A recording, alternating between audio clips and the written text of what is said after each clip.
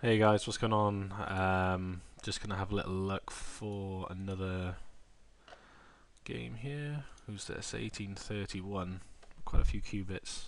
I'll give this a go. I aim to play a little bit more positional today. Show you some positional stuff. So I'm gonna play the English opening.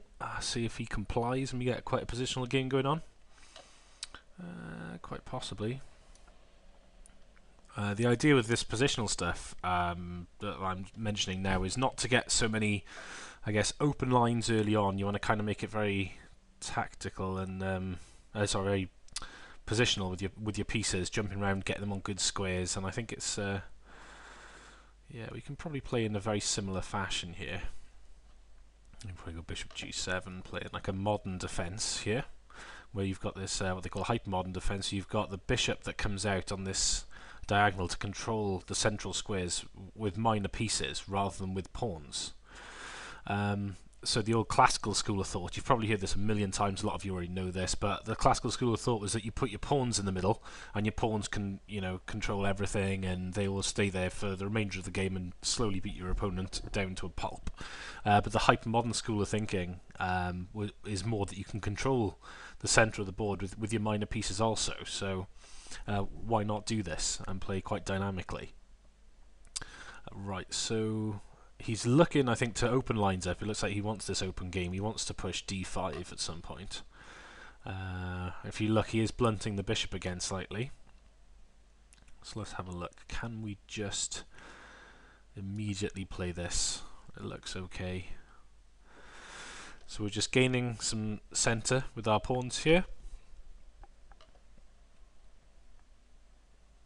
He has taken that square away from the knight also, because usually in the English opening, if black plays the sort of mirror version of it and just mimics what white does, you'll have this a pawn won't be on c6, it'll be on c5.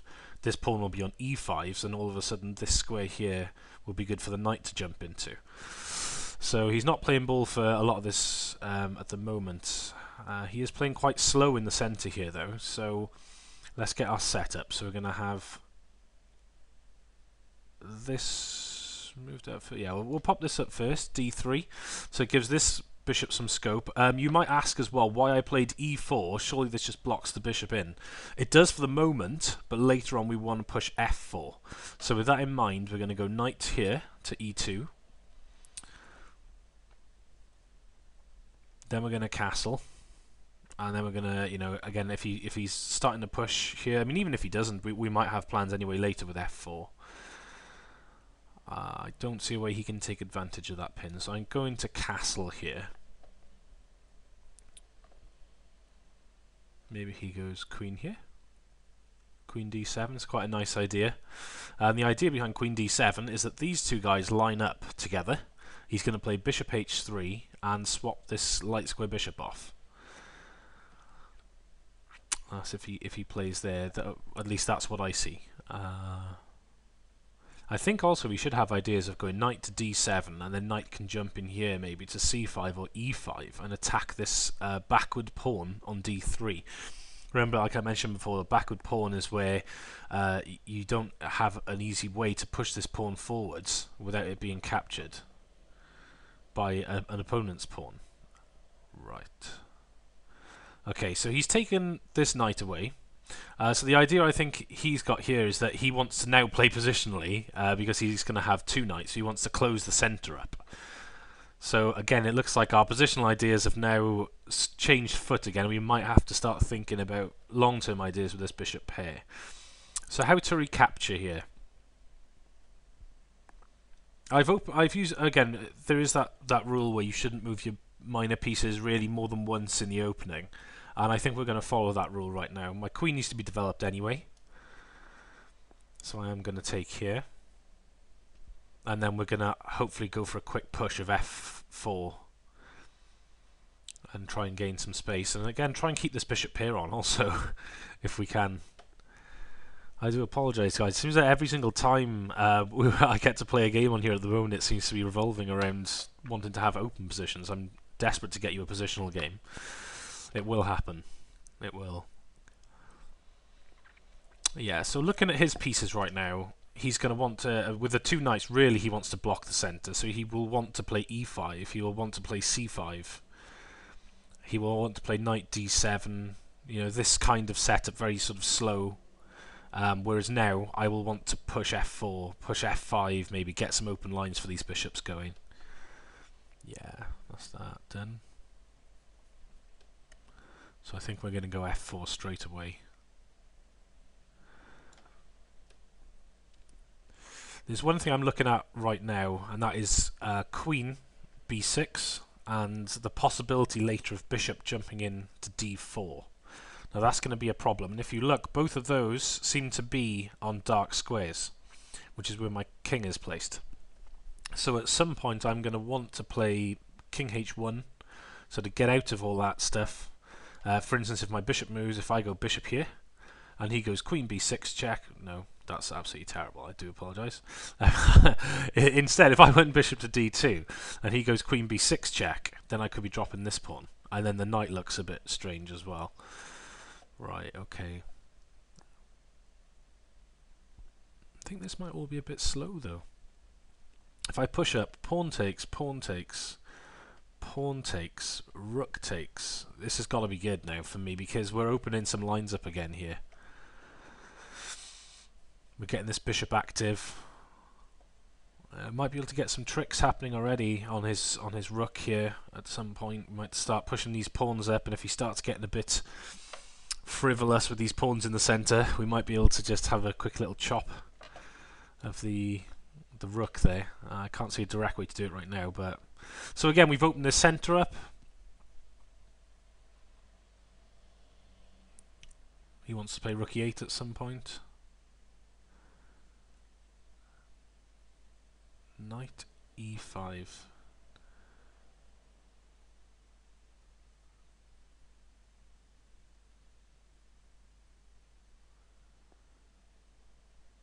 Okay, knight e5. Maybe I'm not fully understanding the idea here. I think it might be a bit early because I can push this pawn. Can I d4? Because if I push, remember this pawn here is protected by my queen indirectly. So once I do that, he can't take. I think his best idea is probably to jump back. I mean, if he jumps here, have I got h3 then as well? I'm struggling to see where he's going with this. Unless I've totally missed something. Have I totally missed something? It is possible. It's very possible. But anyway, I like this, so I'm going to play it.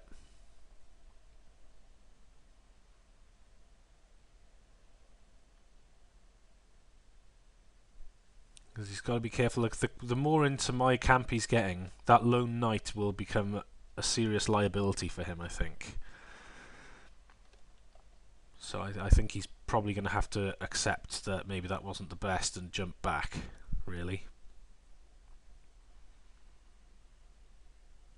The other thing to be aware of here as well is this pawn now I've played d4 and it can't go backwards, so both of these pawns could be a weakness. So again, there's nothing protecting d4. A move like bishop to e3 may not be the best move in the world, because then, you know, you're looking at, if he plays like rook over to e8, there could be pressure on that as well later. I think I want to keep it on this diagonal as well. So yeah, so he's admitted defeat there. Again, open lines up. So do I play pawn takes pawn here? It's an idea, certainly.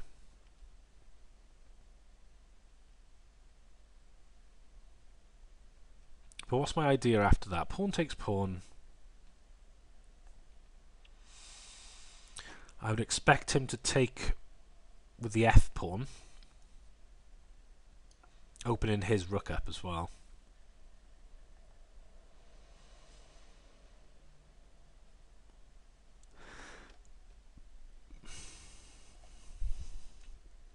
Okay, just having a quick think. Where's going to be best for my pieces here?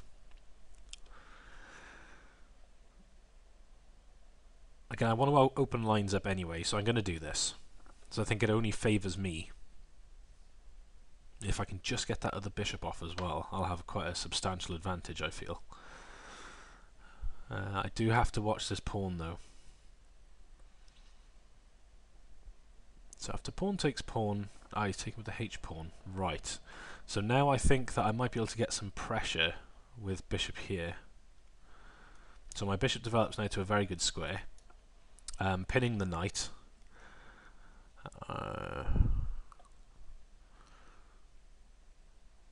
might possibly be able to gang up a little bit on it with... Yeah, and this is the liability I was telling you about with that d4 pawn and the king on g1.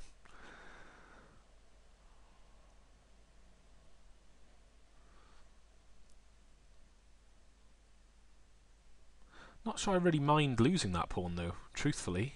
I could play rook d1. But if I go king h1, queen takes here, then rook d1,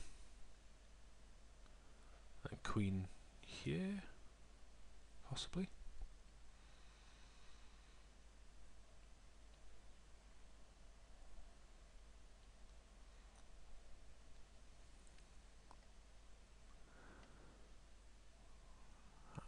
Or just rook d1 now. Rook d1, and I think so. All my pieces are then developed. I'm quite happy with this development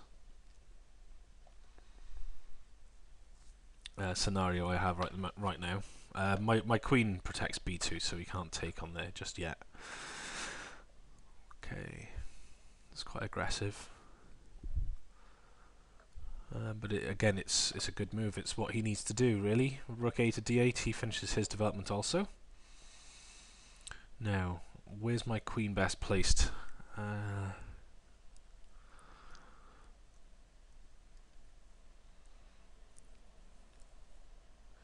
Well, I want to keep the center control here, central control. I want to play maybe queen d3. Because like I say, this could be a liability later. So if I play queen f3, then this thing, might look a little weak. So I'm trying just to basically protect as much as I can. The only thing is as well, this pawn will be dropping off with the queen when I move this queen. So for now, should we just play queen c2 and then b3?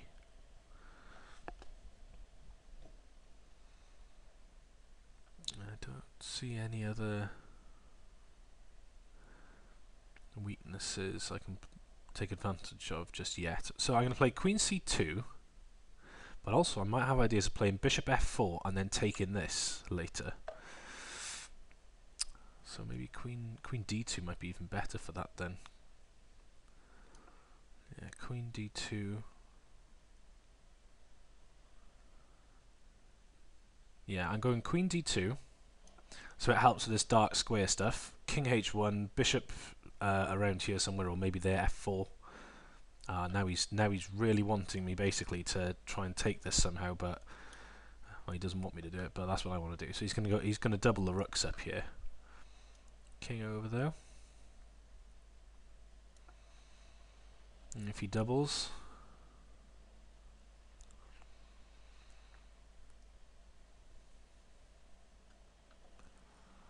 remember as well, this knight is pinned, and if this knight moves away somewhere, I don't see many good places, but he might be dropping a piece here as well. So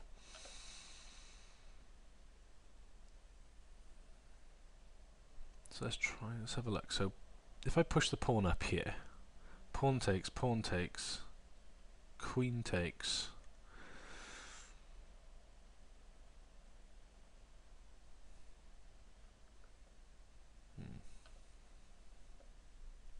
Don't see much. The other move, of course, is the cheeky little knight a4. Knight a4. It is going to the rim, that's true. And then b3, and then I can jump back, maybe. So it's gaining some time on the queen, at least. So knight a4. We're going to play b3.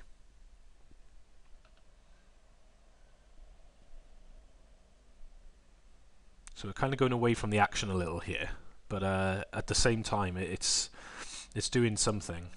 It's getting some time on that queen.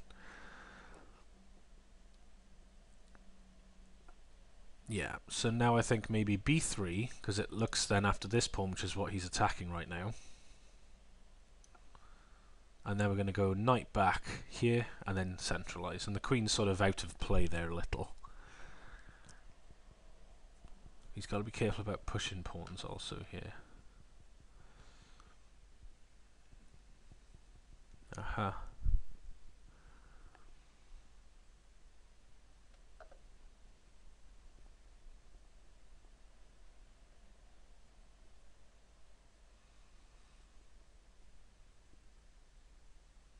Okay, so maybe I jump here and I attack this pawn.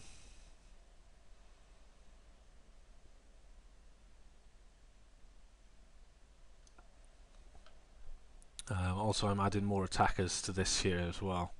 So if the knight moves away, I'll have bishop takes, and then bishop takes, queen takes, and I'll be up, and I've got some threats then on f7 as well. So, and the reason why f7's it's always mentioned f7 and g7 and h7 as being some of the weakest, well, the actual weakest pawns in a position where the king is castled on the king side.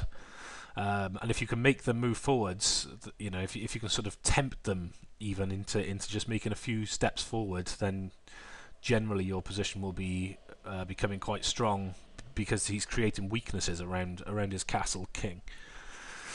And really, the sort of I was always worried about the science behind it. I always thought, oh my gosh, there must be something really in depth and serious about it. But the truth is, no, it is literally that simple. It is the fact that once his king is castled behind his pawns, once they move forward, he is exposed. I know it sounds very sort of obvious, but well, certainly I didn't get it for quite some time, thinking there must have been something even deeper than that. But no, truthfully, that's the basics of it.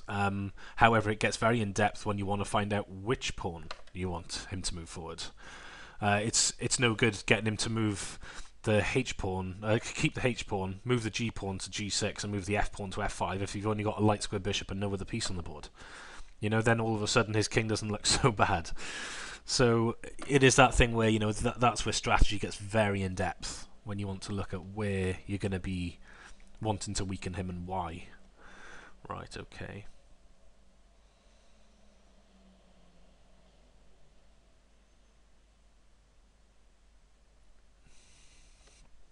Okay.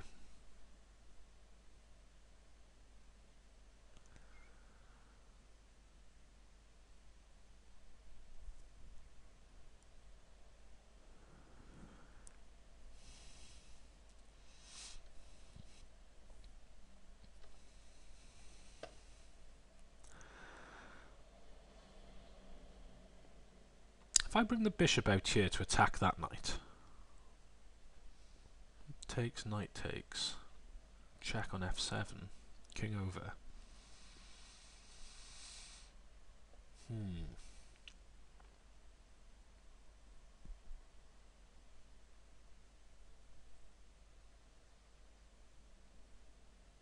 That could be dangerous, couldn't it? So, bishop here, maybe knight here, still queen f7 check.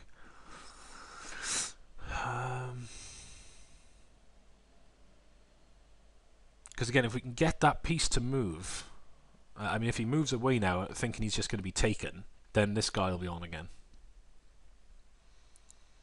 So just looking for tactics here. Also, if he moves, it gives us a nice square of knight c5 on the queen at some point also. We don't want to do it straight away though, because if you look, queen takes on a2, and he's got the rook and queen.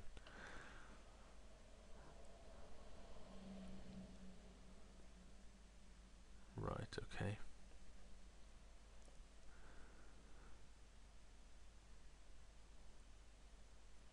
Swap the bishop here. So bishop h6, bishop takes, queen takes.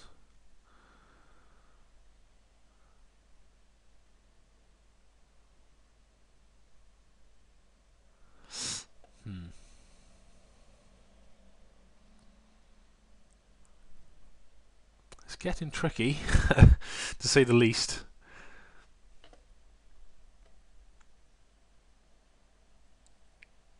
Maybe I can jump up here though. Queen here. Then I really am threatening to take on here, aren't I? Maybe I have to bring the rook back.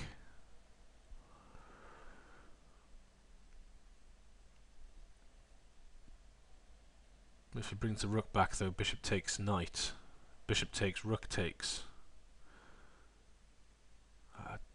Okay, if he doesn't do that, if rook up, bishop takes, knight takes, queen takes rook. So I don't... he's getting a little...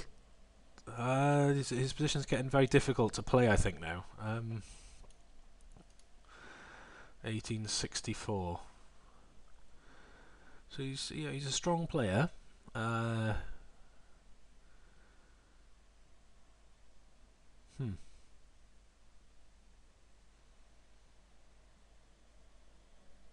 He will probably find a way to do it. I'm struggling myself. I don't see his best response. Ah, okay, okay.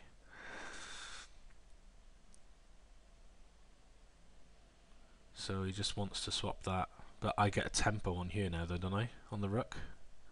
Ah, yes, but wait. Knight here, rook there.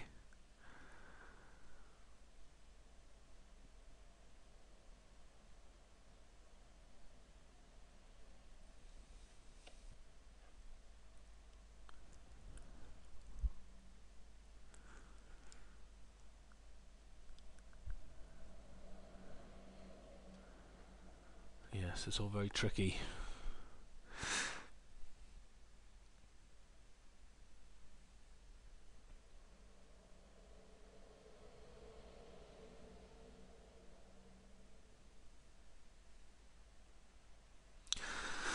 So let's work it out.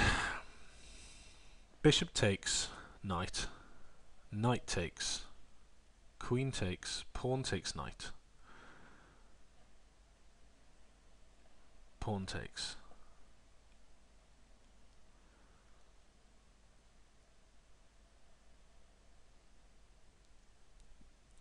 I see a better move here. Knight there. Rook over.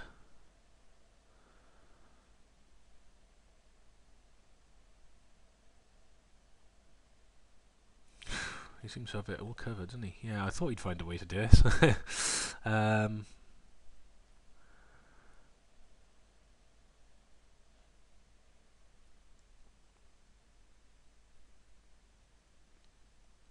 Knight here, knight takes, pawn takes.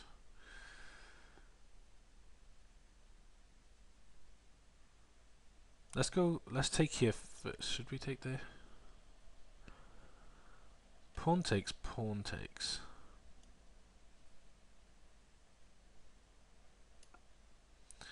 Wow. Pawn takes, pawn takes. I haven't got much time either. Ah.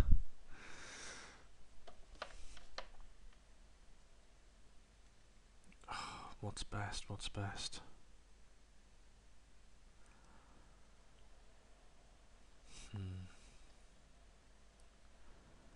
Pawn takes. Pawn takes.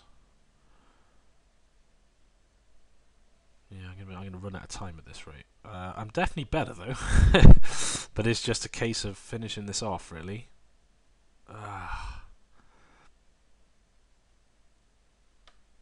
It's just which way to capture, or should I just move the knight and hit the rook, and then the rook comes over? There's a lot to think about. It's not easy. I think we'll go here for the move. I'm expecting him to jump underneath. And I'll show you hopefully the idea. I might not be able to commentate all with 1 minute left. But I'm going to play pawn takes pawn next. Hitting the queen.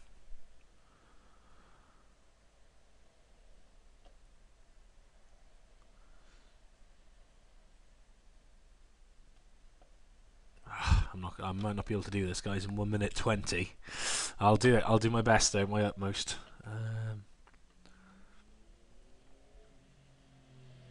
So yeah, pawn takes, bishop takes here, knight takes, queen takes. Yeah.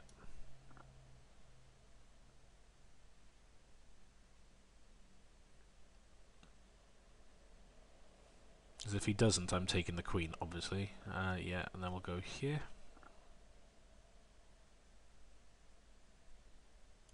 And then we'll recapture. he'll take here. But then I might have a cheeky little bishop move here, actually. Oh yeah, that's nice.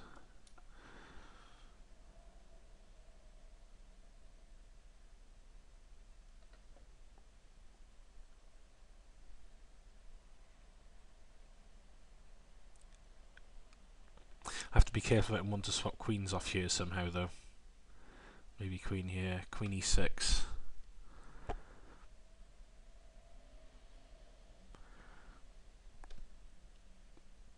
Is not an issue. Queen c8. Queen c8 might be an issue, though. Queen c8, if queen takes, rook takes, and he's out of all that, and he's doubled up on the c file. That's his plan, isn't it? That's what he's got to play. Yeah. Okay.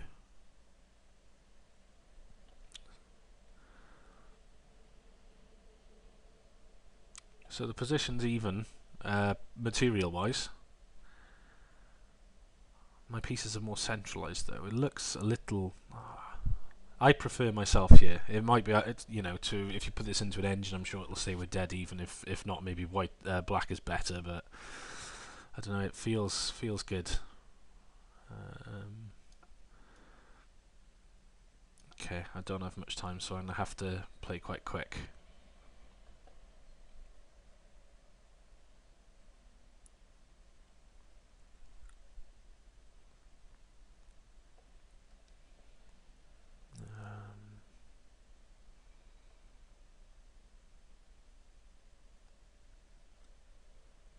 Try and get this file as well. I want to keep on f7,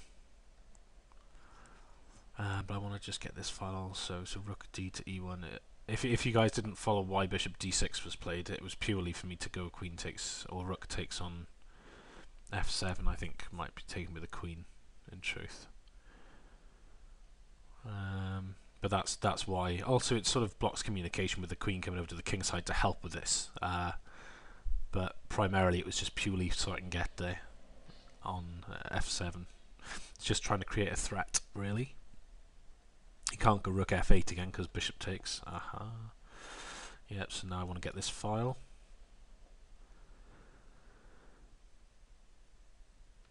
I've got checks now with the queen. He's just going to slip over, but then maybe rook here and then there. I don't know. Maybe it's all a bit slow. Maybe this is all a bit slow. Question is, what does he play?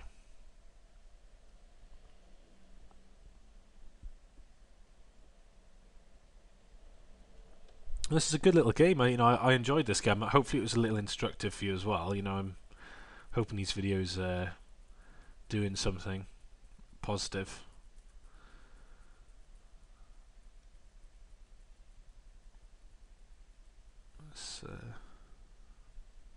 This is one of those positions where I'm sure if I had another 4 hours on my clock, I'm pretty sure I could do something with this. It's just trying to see all the variations of all the different possibilities and good possibilities in this position. Also, let's look at his pieces as well. He's dropping on time. His pieces will be better if he. Right, okay, he's moving. But can I pin here though? Is he dropping that? No, he can't. That's mate, isn't it? Hang on, let's check. Have I got that wrong? I got time. So, queen h3. That's pinned. Yeah, I don't see. Nice. So yeah, actually, we'll exit this. We'll exit this. I'll see if I can go back over that game. View game history. Right, so this is basically a part of the English Opening. Sort of getting this little setup, c4, e4.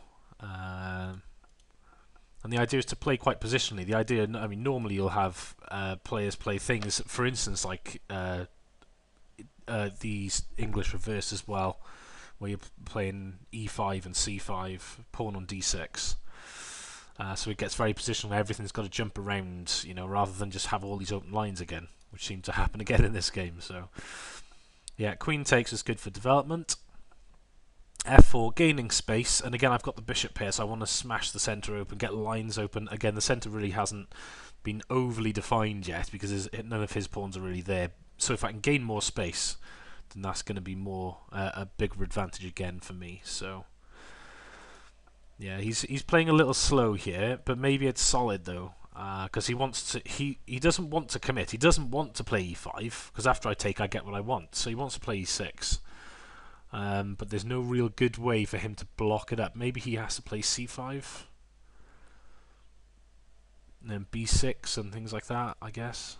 I mean, here maybe even just playing e5.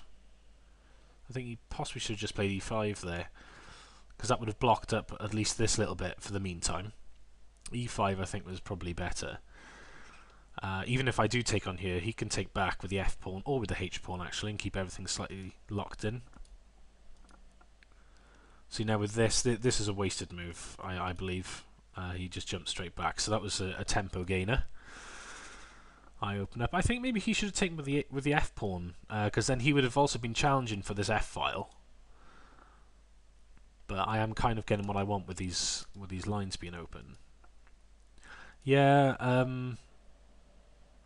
I think rook d1, in hindsight, I think this is still probably the best move.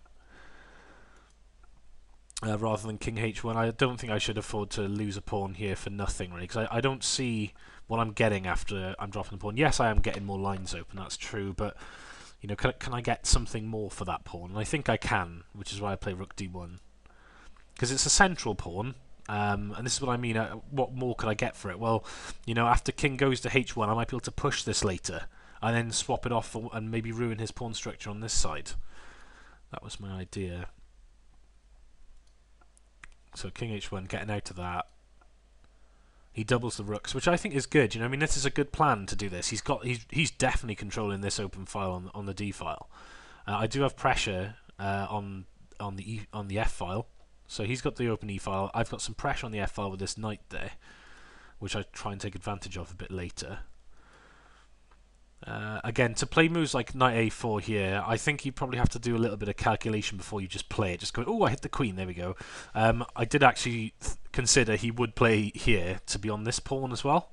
So try not to forget that he can attack other things when he moves out of the way to a good square. But this unfortunately defends the knight and defends that pawn, and it keeps a nice little pawn chain here in the centre. This is a good move by him.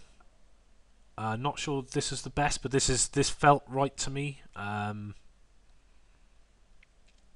For instance, if he does play move like knight h5 here, then I think just queen takes on d6 is good.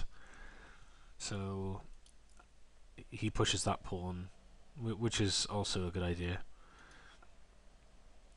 Bishop, yeah, and I think this is where the issue lied with him during this game. With these knights here, the unprotected or the sort of poorly defended knight here, and the defender that can be easily pushed away or attacked. So again, this is good though. I mean, these little moves that you see is actually really good. He's actually thought about this position and gone, right, okay, so if knight takes and all this happens, then f7 will be on. So just looking at it again, bishop takes knight, knight takes, and then queen takes f7. Check is good for me. He's seen that. So I don't know whether he calculated the other variation as well, but I think that's the main idea.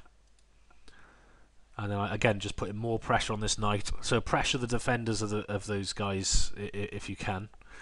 I think this is always a good plan, or a good way to think. And this is the thing, I didn't see a good way for him to defend it. So this is something I have to work on in my games. Definitely is. Little moves like this. So again, I thought, well, you know, this pawn could be weak as well if he starts pushing pawns down, but obviously his queen looks after it.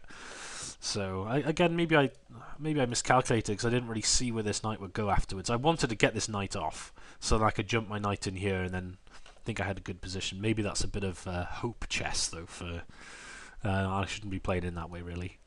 So knight here, I think, is my best shout. The rook at least moves. I wasn't going to... There was a point earlier, actually. I'll just scoot back quickly. I think it was after he went. there. Right, okay. So my idea was, if I played queen up here... oh, hang on, where did I move the queen to? That's it. No, sorry. If I played bishop here, bishop to f3 to hit the rook will move, and then he can possibly bring the other rook down. And he's looking then at having 2 rooks on my second rank, which is not good for me. He'd be looking at playing rook takes h2 and things like that later. So I didn't want that happening. And that's a good thing. He sort of stopped this happening because he played rook f8. So now I'm not worried about that. So back to the position. So now, yeah, when I play knight c3 and he moves the rook, he's got no way of bringing the other rook down to double up. So pawn takes pawn, pawn takes pawn.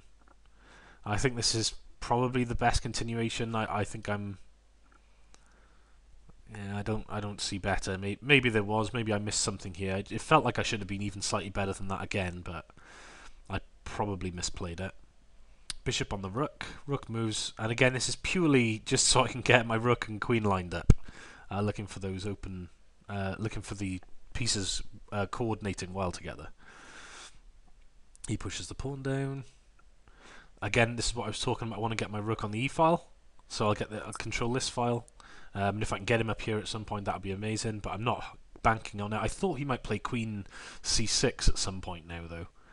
Queen c6, queen takes, rook takes, and it's all good for him. King over, but this now allows me this move. And I can't see any checks or captures that would be good for him now. I mean, queen c6 now, and it's all over anyway, because he's dropping this. And like he played in the game, rook over to protect it, and all of a sudden it's mate down here. So, you know, it was a good game. I enjoyed it. I hope you guys did as well. If you have any more comments or questions... you've probably seen a few things that you want to talk about, then please, yeah, like, subscribe, and put in the comments anything that you have. Okay, cheers guys, I'll catch you soon.